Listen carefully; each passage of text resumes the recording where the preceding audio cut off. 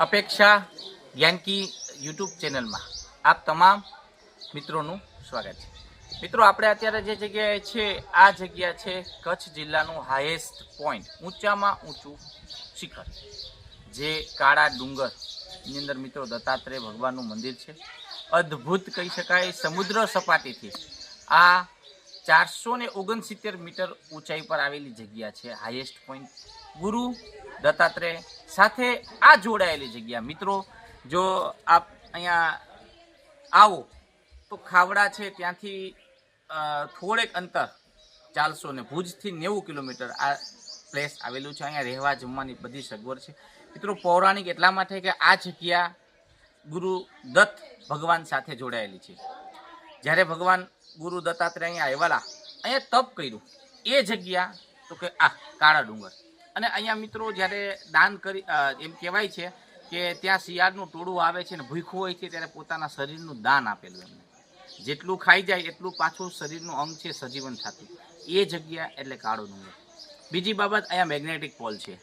કોઈ પણ વસ્તુ નાખો તો નીચે પડે, ગુરુત્વાકર્ષણના નિયમ મુજબ સમજી લો, કોઈ પણ વસ્તુ મૂકું છું અહીંયાથી હાથમાંથી તો નીચે જાય છે, પણ અહીંયા એવી એક જગ્યા ચુંબકીય ક્ષેત્ર છે કે ગુરુત્વાકર્ષણ વિરુદ્ધ તમારી ગાડી આ રીતે ઢાળમાં હોય, તમે ગાડી મૂકો તો નીચે જવાને બદલે તમારી ગાડી ઉપર જાય છે।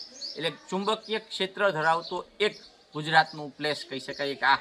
અને એક તુલસી શ્યામ, ગુજરાતમાં 2 જ જગ્યાએ આવા ચુંબકીય ક્ષેત્ર મળેલા છે।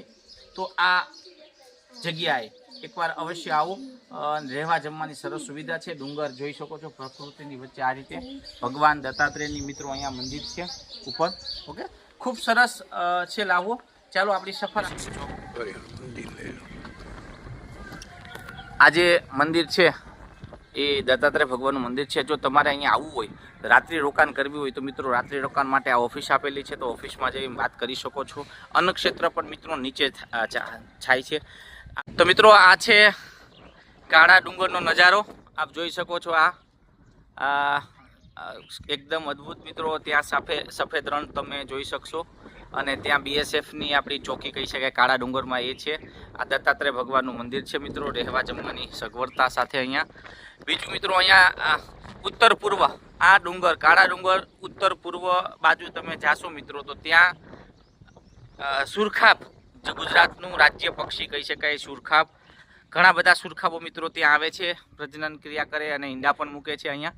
ઓકે, ત્યારબાદ અહીંયા આ ડુંગરમાંથી મિત્રો, આ તમે જોઈ રહ્યા છો, આ ડુંગરમાંથી અનેક ઔષધિ વનસ્પતિ પણ અમુક જોવા મળશે, પ્લસ આ કાળો ડુંગર મિત્રો છે એમાંથી ખનિજ પણ મળે છે।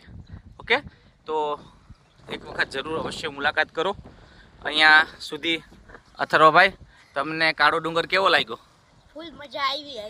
અહીંયા મજા આવી। બીજું કાંઈ કહેવું હોય તો? સુરખાબ છે ને આપણું રાજ્ય પક્ષી છે, ઓસ્ટ્રેલિયામાંથી અહીંયા આવે છે। ઓકે, ઓસ્ટ્રેલિયામાંથી મિત્રો સુરખાબ પક્ષી આવે છે એવું અથર્વભાઈ કહે છે। ઓકે, ચાલો હવે રાખીએ। જય હિન્દ, જય ભારત।